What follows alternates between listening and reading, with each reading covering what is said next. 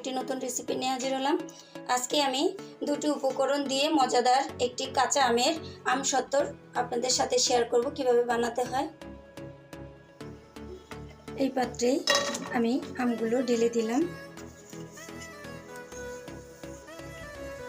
এখানে আমি 4টা আম নিয়েছি।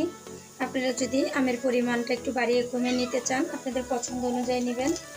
এখানে আমি 1/4-এর চেয়ে একটু বেশি চিনি নিয়েছি। মিষ্টিটা আপনারা পছন্দ অনুযায়ী দিবেন। স্বাদ মতো লবণ দিয়ে দিলাম।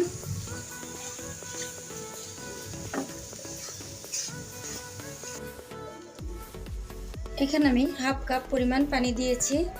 1/2 কাপ পানি আর 1/4 কাপের চেয়ে একটু বেশি চিনি দিয়েছি। টোটাল দুটো মিলে পানির পরিমাণটা একটু বেড়ে গেছে। এখন আমি 2 মিনিটের জন্য একটু ঢেকে দিলাম।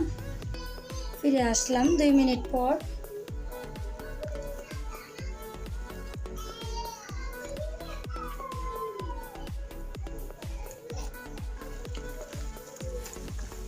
আমটা মোটামুটি সিদ্ধ হয়ে আসছে।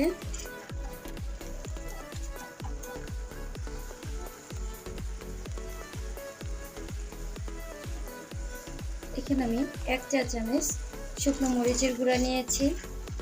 আপনারা চাইলে এখানে ঝালের পরিমাণটা বাড়িয়ে কমিয়ে দিতে পারেন।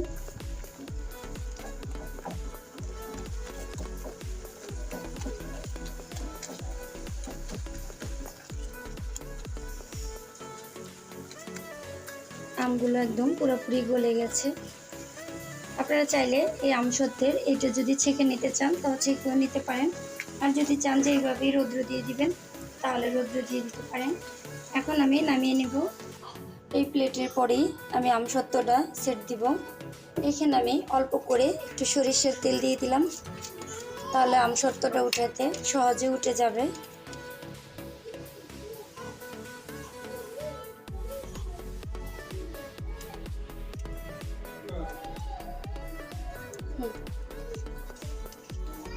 আমি এইভাবে একদম পাতলা করে ছড়িয়ে দিব।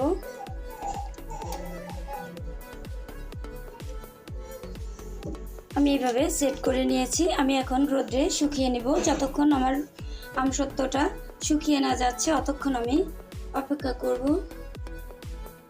ফিরে আসলাম 3 ঘন্টা পর। দেখুন কত সুন্দরভাবে শুকিয়ে গেছে। শুকিয়ে একটু চেপে গেছে। এখন আমি একটা শেপ দিয়ে কেটে নেব। প্রথমে এই পাশটা, এটা আপনারা আপনাদের পছন্দ অনুযায়ী কেটে নেবেন। আর যদি মনে চায় যে আমি এইভাবে আস্তই রাখবো সেটাও রেখে দিতে পারেন।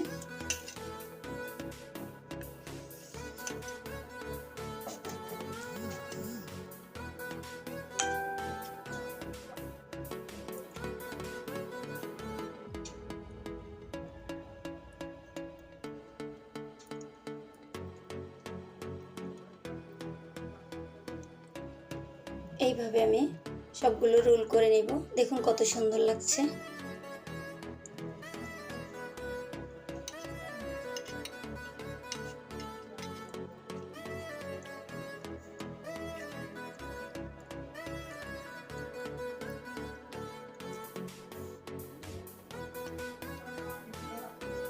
আমি সবগুলা এইভাবে করে তৈরি করে নেব। তৈরি হয়ে গেল কাঁচা আমের আমসত্ত্ব। দেখুন কত সুন্দর হয়েছে আমার আমসত্ত্বটা। আমি একদম অল্প আম দিয়ে করে নিয়েছি। আপনারা চাইলে এর চেয়ে একটু বেশি দিয়েও করে নিতে পারেন। এরকম একটা আমসত্ত্ব যদি হয় এই গরমে তাহলে কিন্তু খেতে খুবই ভালো লাগে। যদি আমার রেসিপিটা আপনাদের ভালো লেগে থাকে তাহলে আমার ভিডিওতে একটি লাইক দিয়ে দিবেন এবং আমার চ্যানেলে একটি সাবস্ক্রাইব করে দিবেন।